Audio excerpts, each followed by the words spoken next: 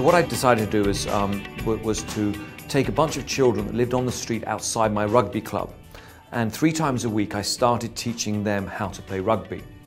And at the weekends what I also did was take these same children and we took them up to the mountains, and we'd take a bunch of other younger children as well up to the mountains, and we'd give them an outdoor experience, which would involve, you know, walking in the hills or kayaking down rivers, etc. So really taking them out of their environments, and that's why we got the name Magic Bus. We identified Magic Bus for our World Young Leaders Forum in Mumbai, and we saw it inspired a lot of people. We invited Matthew Spacey to Germany and brought him together with our German community, opened a lot of doors. And we are completely surprised how quickly that Magic Bus ball is running now in Germany.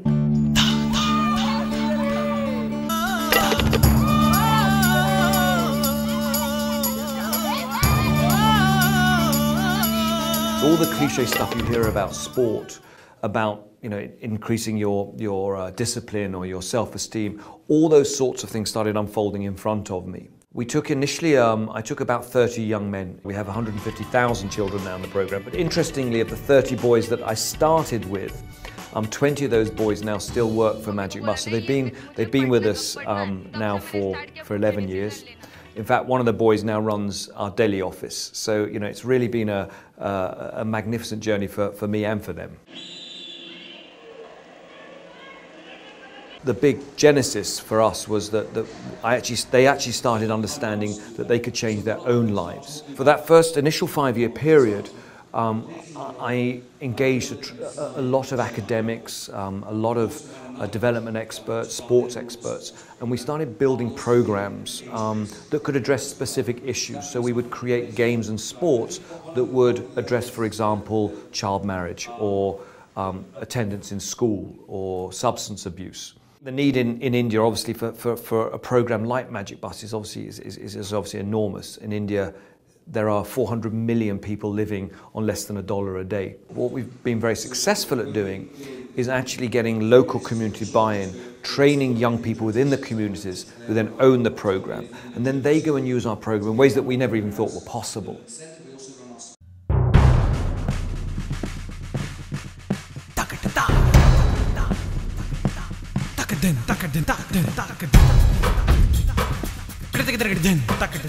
One very successful area that I think that has allowed us to scale very quickly has been our ability to sell to the government and let them see the benefits of Magic Bus. We have a mandate with any new office we open, is that within 3 years of opening that office has to be financially self-sustainable, and that sustenance will only come from support in the local community. What often organisations forget to do is they work very closely with the marginalised communities, you know, the poor and the impoverished, and they often forget to inform or to include the broader middle class, upper class communities. Young people are more willing to get involved than perhaps the next generation up. I think there's a greater awareness of youth generally and probably globally that you know, hang on, this isn't right. It's not right that there are in Bombay 12 million people living in the slums.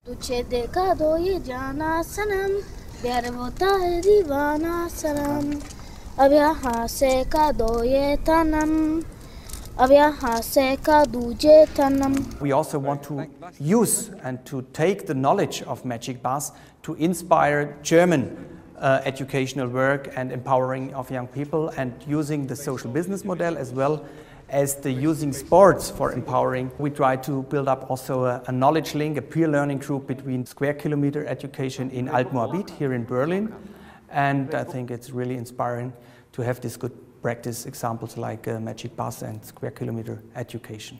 So in India, you have, in Bombay, you have how many people? Where I see Magic Buses, I think it's having an enormous impact in India. You know, we have already a statement where we feel that in 4 years we'll be with 1 million children. What I don't want Magic Bus to be is about me, about the founder. What's probably the most significant issue in my life at the moment is about institutionalizing Magic Bus, making sure that we have a strong line of succession. I think the BMW Foundation partnership with Magic Bus is incredibly important for us. What we've done successfully together is start to understand some of the issues that Magic Bus are dealing with in the slums of Mumbai, and that's been our first interaction. So we're looking at volunteer programs with the staff. We're looking at, as I said, leveraging some of the expertise that they have as a corporation.